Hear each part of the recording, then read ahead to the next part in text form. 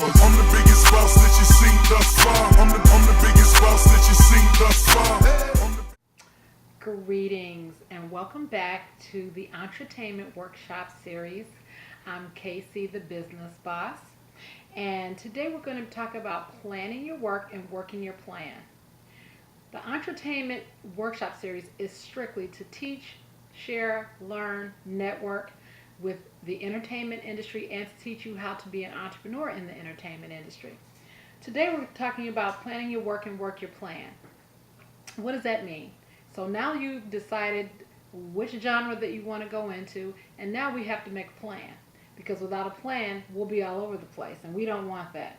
So are you going to be rapping, singing, DJing, and who you're going to be networking with? We're going to go through all of that. We've already discussed our skill level, so we already know that we have to join an association now. We got to do some networking, and we're honing up our skills. Now we want to know what our next step is. We have to plan out everything from A to Z. This means researching not only the genre that you're going to be working in, but who are you going to be working with? Who are you going to be working alongside? How are you going to get this done? I want you to plan your entertainment program before you work your plan. I want you to plan out everything from A to Z. I want you to promote your craft, hone your craft, sell your craft, know your craft. I want you to know how to finance your craft, and that is going to be the most important lesson of today. Know your weakness. So now we're going to begin our plan. Number one, we're going to research. What are we going to do? I want you to weigh in with every single person that you know that's in the industry, that's in your genre. If you're going to be a DJ, I want you to talk to core DJs. I want you to interview DJs. I want you to learn, how do they make their money? Who does their marketing? Who does their promotion? Where do they buy all of their equipment for?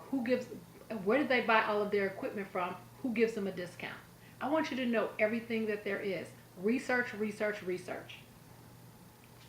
I want you to, if you are going to be a rapper, I want you to go to workshops. I want you to go to performances. The whole 9 yards. Networking is so important for you.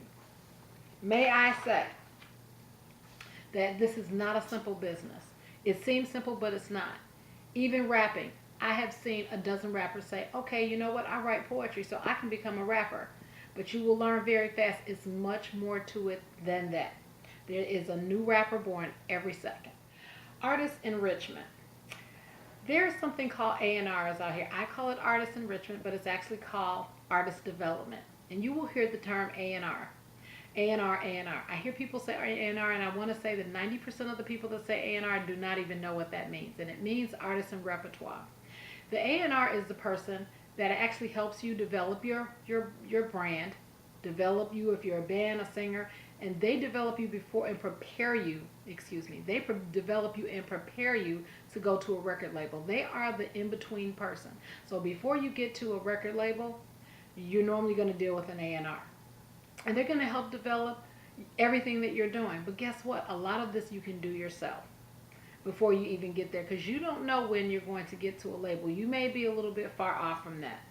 So what does an artist, artist enrichment, what artist development, what does that mean? That means, what does your stage show look like? That means, what does your clothing look like? Do you need a stylist? That means, if you're a singer, are you ready yet to be cutting albums? Are you ready to do, a full project? Who is your producer? Okay, all of that is important, and that's what an A&R does. If you're a band, they're going to be, they may decide that, you need to be a 4-piece band or 5-piece band or 6-piece band. Maybe you need a new keyboard player. Maybe you need a different sound. And those are the things that A&Rs do. So before you get to an A&R, you're going to need some practice. You're going to need practice in performing in front of crowds. And how are you going to get those performances? You're going to actually have to go to clubs. You're going to have to network with people that, producers and promoters that actually promote shows. You may even have to produce your own show. You may even have to just rent a club and actually do some performances yourself so that you can see how the crowd reacts to you. And A&Rs are going to do everything. They're going to critique your dancers. And we recently had a show that an AR told us they would actually change our whole entire dance setup.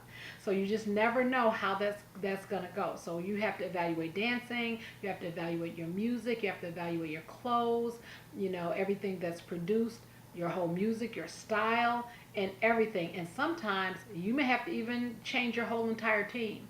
So one of the things that I want everyone to do is pretend like you have an A&R, because I want you to get with people that are not your friends and family, that are going to actually tell you how you're doing.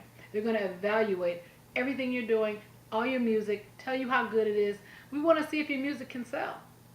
And we will see you at the next entertainment workshop series from Casey the Business Boss, and visit us at caseythebusinessboss.com.